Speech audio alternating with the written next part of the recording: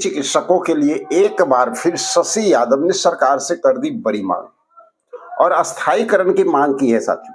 इतना ही नहीं, ग्रामीण चिकित्सकों का ग्रामीण एरिया का लाइफ लाइन भी उन्होंने बताया है। चलिए पूरी जानकारी जानेंगे और वो वीडियो भी आप लोग को सुनवाएंगे, लेकिन सबसे पहले एक बात जान लीजिए। आपको पता होगा कि शशि यादव वो शख्स हैं जो लगातार ग्रामीण चिकित्सकों की आवाज सदन में, विधान पार्षद में लगातार उठाती रहती, और इस बार भी बजट सत्र के दौरान कई बार उन्होंने आवाज उठाया और माननीय स्वास्थ्य मंत्री के साथ इस पे बहस भी हुई और सारी बातों को इस वीडियो में उन्होंने बताया भी। तो साथियों, हमेशा से शशि यादव जो है ग्रामीण चिकित्सकों के सपोर्ट में खड़ी रही और उनका प्रयास रहा है, लगातार सरकार से मांग भी करती रही है। और आप लोग जानते ही हैं कि कई संविदा कर्मियों के प्रॉब्लम को सॉल्व करने में उनका बड़ा योगदान भी रहा है। आशा कार्यकर्ताओं की बात करें तो आशा कार्यकर्ताओं के लिए भी वो बहुत तन-मन से जो है इस लड़ाई को लड़ी हैं और उनको सम्मान दिलाने का श्रेय भी उनको जाता है। इस बार भी जो मानदेय भी हुआ है, पता होगा आप लोगों को, कई साल 2 साल वर्ष पहले वो लिखित रूप में सरकार से आश्वासन दे दी थी।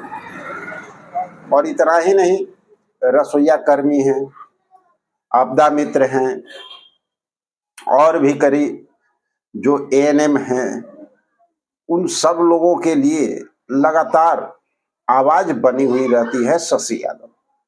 तो साथियों, शशि यादव जो है इस बार ग्रामीण चिकित्सकों के लिए जोरदार तरीके से सरकार से जो है अपनी मांग कर रहे हैं और संभवतः उम्मीद जताई जा रही है कि सड़क से सदन तक अगर इस तरह से लड़ाई चली तो मंजिल तक आप आसानी से पहुंच सकते हैं। और इसमें जितने भी हमारे ग्रामीण चिकित्सक साथी हैं, उनका भी एक दायित्व बनता है कि एकजुटता का परिचय दें, संघ संगठन से ऊपर उठ करके सबको एक प्लेटफॉर्म पे आना ही होगा जहां पे अपने अधिकार के लिए वो आगे मन से लड़ सकते हैं। आप जब शशि यादव का स्पीच सुनेंगे तो आपको खुद समझ में आ जाएगा कि आखिर कौन लोग जो है सरकार को झुका पाते हैं और कैसे उनको अधिकार मिल पाता है। हमेशा से वो कहती आई है कि एकजुटता में वो दम है। जब आप एक मंच पे आएंगे, एकजुट होकर के किसी लड़ाई को लड़ेंगे तो आसानी से आप मंजिल पा सकते हैं। जब तक एकजुट नहीं होते हैं तब तक आपके साथ समस्याएं जो है वो बनी रहती है और इसी का फायदा सरकार हमेशा उठाती है जब आप खंडित होते हैं। तो समय का तकाजा है और समय की मांग भी है। हाल फिलहाल में आपने देखा कि बजट सत्र में किस तरह से शशि यादव जो है लगातार सरकार पे बरसती नजर आई। बहुत सारे संविदा कर्मियों की आवाज बनी, ग्रामीण चिकित्सकों की मुद्दे को भी जो है सरकार के सामने रखा गया बजट सत्र के दौरान, इस पे बहस भी हुआ। और ठीक उसके बाद उसी विधानसभा सत्र के दौरान माननीय स्वास्थ्य मंत्री का ग्रामीण चिकित्सकों का अपमान, ये साफ साफ दर्शाता है कि कहीं ना कहीं जो हम लोगों में कमी है उसका बड़ा फायदा उठाने का प्रयास में हमेशा सरकार लगी रहती है।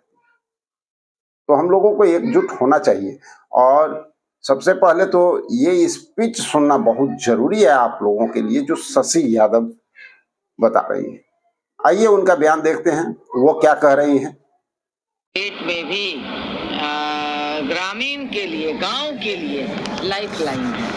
वो आज भी मतलब गांव के लोगों का प्राथमिक उपचार वही ग्रामीण चिकित्सक ही करते हैं और कोरोना में इनकी काबिलियत कहिए कि साबित हो चुकी है। इन्होंने अपनी काबिलियत दिखा चुके हैं। अगर ये नहीं रहते तो जितने बड़े पैमाने पे कोरोना पसरा था उसको कंट्रोल करना बहुत मुश्किल होता। ऐसी स्थिति में हम लोग सरकार से यह मांग करते हैं, क्योंकि मैंने कई बार सदन में भी आवाज उठाया है, सरकार तो इनको चिकित्सक मानने के लिए तैयार ही नहीं है, मगर हमने बहस किया और हमने कहा कि कम से कम सरकार इनकी ट्रेनिंग कराए। इसके बाद ही कह लीजिए कि ट्रेनिंग भी शुरू हुई।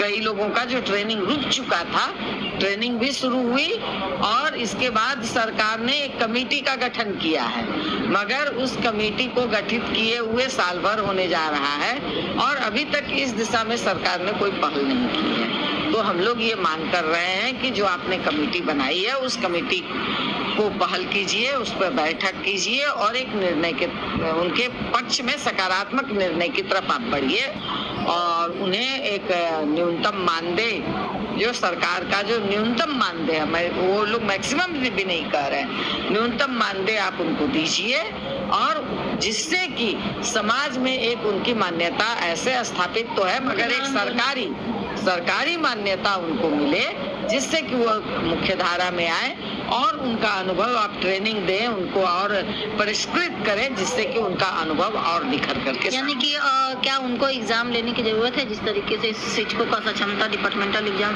क्या उससे देखिए ट्रेनिंग आप दीजिए, ट्रेनिंग दे करके आपको लगता है तो आप एग्जाम भी ले सकते हैं, तो मगर आप उनको तब अस्थायी कीजिए, सिर्फ आप उनको परीक्षा लीजिएगा, जबकि वो गांव में एक लाइफ लाइन है।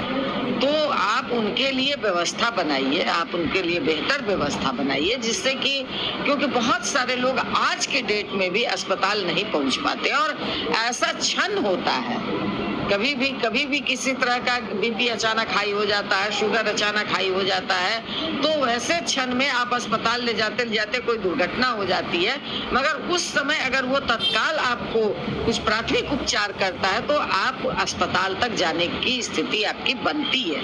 इसलिए वो चिकित्सक बहुत ही काम के हैं, उसको सरकार को और आगे बढ़ाने की जरूरत है। देखने को मिला है कि जिस तरीके से ग्रामीण चिकित्सक हैं, कोई अलग अध्यक्ष हैं, कोई अलग हैं, तो अलग 5000 2000 लेकर के अलग गुट में बढ़ जाते हैं। तो क्या कहेगा सब अलग गुट में, जिस तरीके से एक नए अभी एसोसिएशन बना है, आर्ट्स हेल्थ इंडिया फाउंडेशन बना है, तो आर्ट्स हेल्थ इंडिया फाउंडेशन जो है उसके तहत बैनर तले जो है लोगों को, ग्रामीण चिकित्सक लोगों को जो है हेल्प। देखिए मैं तो यही कहूंगी कि एक मांग है, एक मुद्दे हैं, सब लोग एक मंच पर आइए और तभी जब सब पूरी ताकत एकजुट होती है तभी मांगों को जीता जाता है, तभी समस्याओं का हल निकलता है, तभी सरकार झुकती भी है। आज को तो आप सुन रहे थे शशि यादव को, जिन्होंने आप देख लिए किस तरह से वो सरकार पे बरस भी रही है और सरकार से जो है डायरेक्ट मांग कर रही है, साफ शब्दों में वो कर रही है कि देखिए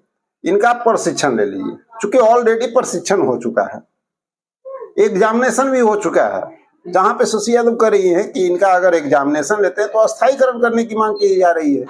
तो भाई ऑलरेडी हम लोग जो है डिमांड कर रहे हैं बार कि हम लोग को अस्थायीकरण किया जाए, आखिर क्यों कर रहे हैं? समायोजन की डिमांड हम लोग क्यों कर रहे हैं? उसके पीछे का रीजन ये है ना, ट्रेनिंग तो सरकार ली ही, एग्जामिनेशन भी ली और उसके बाद सर्टिफिकेट भी प्रदान की। तो जब वो सर्टिफिकेट जो प्रदान की, उस सर्टिफिकेट का वैल्यू क्या है अगर आप उस पर कोई एक्शन नहीं लेते हैं, कोई काम आप नहीं देते हैं और कुछ बातें नहीं करते हैं? तो शशि यादव जो है डायरेक्ट जो है सरकार से डिमांड कर रही है कि भाई आपको अगर ट्रेनिंग कराना है तो आप ट्रेनिंग करा लीजिए। गांव में अगर ये नहीं होते, कोविड के समय में अगर ये लोग एक्शन मोड में नहीं होते तो सिचुएशन क्या होता? जिस समय की दूर तक लोग डॉक्टर खोजने जाते थे, कहीं डॉक्टर नहीं मिलते थे, अगर कोई मिल भी गया तो भैया 5 महला ऊपर से पेशेंट को देखता था। सोच लीजिए कि पेशेंट की परिस्थिति क्या रही होगी जिस समय हम सभी लोग, जितने भी हमारे ग्रामीण चिकित्सक हैं, वो लोग सामने बैठ करके उनके साथ बात करते थे और जिस तरह से अभी ट्रीट करते हैं उस तरह से उस समय उनको ट्रीट करते थे। नतीजा ये था कि ग्रामीण चिकित्सकों का जो है कोरोना के समय में 99.9 का सक्सेस रेट ग्रामीण चिकित्सकों का रहा था। जिस समय बड़े बड़े एमबीबीएस और बड़े बड़े डॉक्टर जो है क्षेत्र छोड़ करके भाग चुके थे, कहीं दूर तक नजर नहीं पड़ते थे। उस वैश्विक महामारी के दौरान ग्रामीण चिकित्सक ही एक जीवन दाता बने थे और आज उनके साथ अन्याय ये कभी भी ग्रामीण चिकित्सक बर्दाश्त नहीं करेंगे। और आने वाला समय कब क्या होगा कौन जानता है? कौन जानता है कि पल भर के बाद कौन सी परिस्थिति पैदा होगी और उस समय भी सबसे अगली पंक्ति में अगर कोई खड़ा नजर आएगा तो वो है ग्रामीण चिकित्सक। तो साथियों, उनकी बातों को सुन करके एक बात तो क्लियर है कि वो अपनी ओर से मांग कर रही है और कह रही है कि हम आपके साथ हैं रोड से लेकर के सदन तक, लेकिन हम लोग को भी अपनी एकजुटता का परिचय देना होगा। हर परिस्थिति में एक मंच पे खड़े होकर के अपने अधिकार के लिए आगे बढ़ने की आवश्यकता है। तो चलिए मिलते हैं एक और जबरदस्त इंफॉर्मेशन के साथ अगले वीडियो में। जब तक के लिए जय हिंद।